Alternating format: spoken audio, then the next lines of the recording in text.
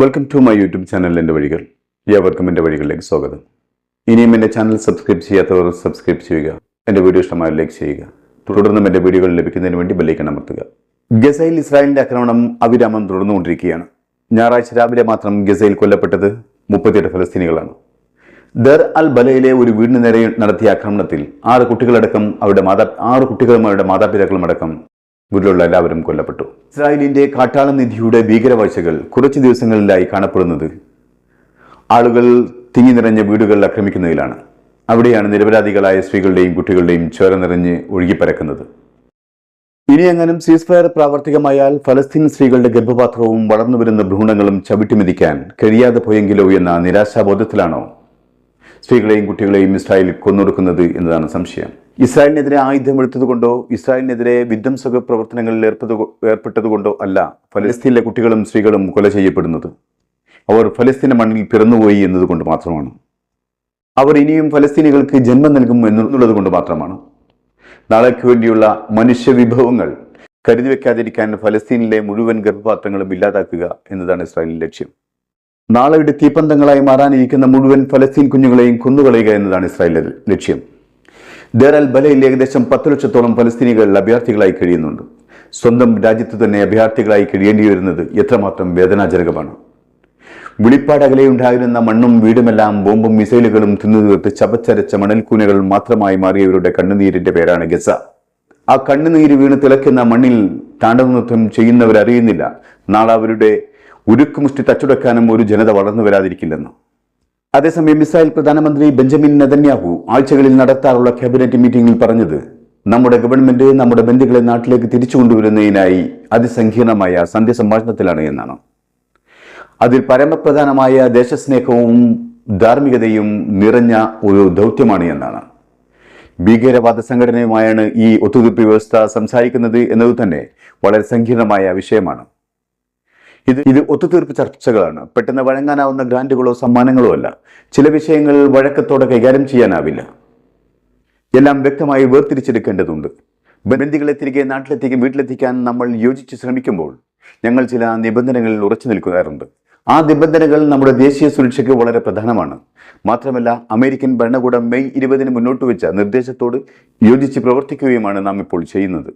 Israel ഇപ്പോൾ നടത്തുന്ന ചർച്ചകൾ ഹമാസിനോട് നേരിട്ടില്ലെങ്കിലും ഭീകരവാദികളെന്ന് ഇസ്രായേൽ നീട്ടിവിളിക്കുന്ന ഹമാസ് തന്നെയാണ് മറുഭാഗത്തെന്ന് എല്ലാവർക്കും അറിയാം. ഇസ്രായേൽ ഒരിക്കലും ഹമാസ് എന്ന തീവ്രവാദി സംഘടനയുമായി സന്ധ്യസംഭാഷണത്തിൽ ഉണ്ടാവുകയില്ല എന്ന് ഉറച്ചു ശഠിച്ചിരുന്ന ഒരു രാജ്യമായിരുന്നു. 48 മണിക്കൂറിനുള്ളിൽ ഹമാസിനെ ഇല്ലാതാക്കി ബന്ദികളെ മോചിപ്പിക്കുമെന്ന് വമ്പ് പറഞ്ഞവരായിരുന്നു നെതന്യാഹുവും അദ്ദേഹത്തിന്റെ ഭരണകൂടവും. ഗസ മുഴുവൻ തല്ലി തകർത്തിട്ടും നിരപരാധികളായ സ്ത്രീകളെയും കുട്ടികളെയും കൊന്നു തുലച്ചിട്ടും ബന്ദികൾ എവിടെയാണെന്ന് കണ്ടെത്താനാവാതെ ലഭ്യരായി മാറിയ ഇസ്രായേലിനെയാണ് 10 മാസങ്ങൾക്കിപ്പുറവും നാം കാണുന്നത്. 40,000-ത്തിലധികം വരുന്ന സാധാരണ മനുഷ്യരെ കൊന്നു തീർക്കാനല്ലാതെ ഹമാസിന്റെ ശക്തി ക്ഷയിപ്പിക്കാനായില്ല ഇസ്രായേലിന്. ഗസയിൽ ഹമാസ് ഇപ്പോഴും ഹമാസായി തന്നെ തുടരുകയാണ്. എത്ര കാലം കഴിഞ്ഞാലും ഏത് യുദ്ധങ്ങൾ വന്നാലും ലോകം സംസാരിക്കുക ഇത്രയധികം ബന്ദികളെ ആരുടെയും കണ്ണിൽപ്പെടാതെ ഒളിപ്പിക്കാനുള്ള ഹമാസിന്റെ തുരങ്കശാസ്ത്രമായിരിക്കും. ഇസ്രായേലിനെ തകർക്കാൻ കഴിയാതെ അജയ്യമായി നിൽക്കുന്ന ഗസയിലെ തുരങ്കലോകം തന്നെയായിരിക്കും എന്നും സംസാരം. എന്നാൽ ഇത്രയൊക്കെയായിട്ടും ബെഞ്ചമിൻ നെതന്യാഹു ഹമാസിനെ കുറ്റപ്പെടുത്താനും സീസ്ഫയർ കരാർ നിർവീര്യമാക്കാനുമാണ് ശ്രമിക്കുന്നത്. നെതന്യാഹു പറയുന്നത് നിങ്ങൾ ഇസ്രായേലിന്റെ മേൽ സമ്മർദ്ദം ചെലുത്തേണ്ടതില്ല, പകരം ഹമാസിനെയാണ് വെടിനിർത്തൽ കരാർ പ്രാവർത്തികമാക്കാൻ സമ്മർദ്ദം ചെലുത്തേണ്ടത് എന്നാണ്. എന്നാൽ ഹമാസ് വിരൽ ചൂണ്ടുന്നത് ഇസ്രായേലിന് നേരെയാണ്, പ്രത്യേകിച്ചും നെതന്യാഹുവിന് നേരെ. നെതന്യാഹുവാണ് പരിഹരിക്കാനാവാത്ത പുതിയ നിർദ്ദേശങ്ങൾ കരാറിൽ കൂട്ടിച്ചേർക്കാൻ ശ്രമിച്ചുകൊണ്ടിരിക്കുന്നത്. അതേസമയം American state secretary Antony Blinken ഇന്ന് നെതന്യാഹുവുമായി കൂടിക്കാഴ്ച നടത്തുന്നുണ്ട്. നെതന്യാഹുവിനെ അനുനയിപ്പിക്കുകയും അതുവഴി ഒരു വെടിനിർത്തൽ കരാർ സാധ്യമാക്കുകയുമാണ് അദ്ദേഹത്തിന്റെ ലക്ഷ്യം. ഇസ്രായേൽ ഭരണകൂടം ഗസൻ ജനതയെ ബോംബിട്ടും മിസൈലുകൾ വർഷിച്ചും മാത്രമല്ല കൊല്ലുന്നത്, അവർക്ക് ഭക്ഷണവും വെള്ളവും വൈദ്യസഹായങ്ങളും നിഷേധിച്ചുകൊണ്ടുമാണ് കൊടിയ ക്രൂരതയ്ക്ക് അക്കം കൂട്ടുന്നത്. ഇവിടെ നമുക്ക് കാണാനാകും നിരവധി ജനങ്ങളുടെ ആശ്രയമായിരുന്ന വെള്ളട്ടാങ്കി ഇസ്രായേൽ സേനകൾ തകർത്തതിന്റെ നേർസാക്ഷ്യം. പീരങ്കി ഷെല്ലുകൾ തുളച്ചു കയറിയ വലിയ ദ്വാരങ്ങൾ, അബദ്ധത്തിൽ മിസൈലോ ബോംബോ വീണതല്ല, നിശ്ചയിച്ചുറപ്പിച്ച് ഫലസ്തീനികളുടെ ശുദ്ധജല ലഭ്യത ഇല്ലാതാക്കാൻ നടത്തിയ കുടില തന്ത്രമാണിത്. ഇത്രമാത്രമല്ല, ഗസയിലെയും ഖാൻയൂൻസിലെയും ഒട്ടുമിക്ക ജലസംഭരണികളും ഇസ്രായേൽ തകർത്ത് തരിപ്പണമാക്കിയിരിക്കുന്നു. ഇന്ന് ഗസയിൽ ഒരു മനുഷ്യന് കുടിക്കാൻ 1 ലിറ്റർ വെള്ളം പോലും ലഭിക്കാത്ത കണ്ടീഷനാണ്. ഒരു തുള്ളി വെള്ളത്തിന് വേണ്ടി ചുട്ടുപൊള്ളുന്ന വെയിലത്ത് മരുഭൂമിയിൽ ക്യൂ നിൽക്കുന്ന മനുഷ്യരുടെ നിസ്സഹായാവസ്ഥ മനസ്സിൽ നിന്നും മായാത്ത ചിത്രം തന്നെയാണ് ഈ കാണുന്നത്. ഒരു ജനതയുടെ നാഗരികതയെ, അവരുടെ വാസസ്ഥലങ്ങളെ ഒന്നിനു പിറകെ ഒന്നായി തച്ചുടച്ചതിന്റെ നിഴൽ ചിത്രങ്ങളാണ്.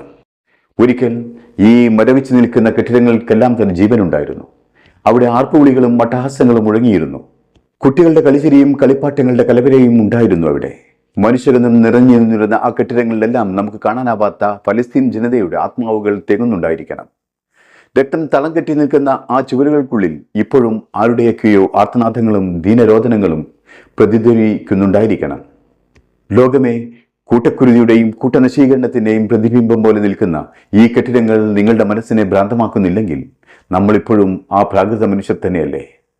അതിനിടെ സദേൺ ലബനോനിൽ പെട്രോളിംഗ് നടത്തുകയായിരുന്ന 3 UN സുരക്ഷാ പ്രവർത്തകർക്ക് ഒരു സ്ഫോടനത്തിൽ നിസ്സാരമായ പരിക്കുകൾ പറ്റി.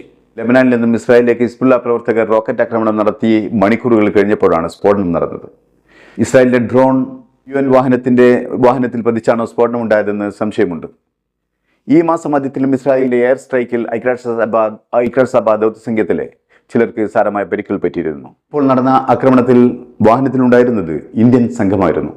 ഹമാസ് ഇസ്രായേൽ സംഘർഷം ആരംഭിച്ചതിനു ശേഷം ഹിസ്ബുള്ളയും ഇസ്രായേലും നിരന്തരം ഏറ്റുമുട്ടാറുണ്ടെങ്കിലും ഇപ്പോൾ ആ സംഘർഷാവസ്ഥയ്ക്ക് കൂടുതൽ വ്യാപ്തിയും ശക്തിയും ഉണ്ടായിട്ടുണ്ട്.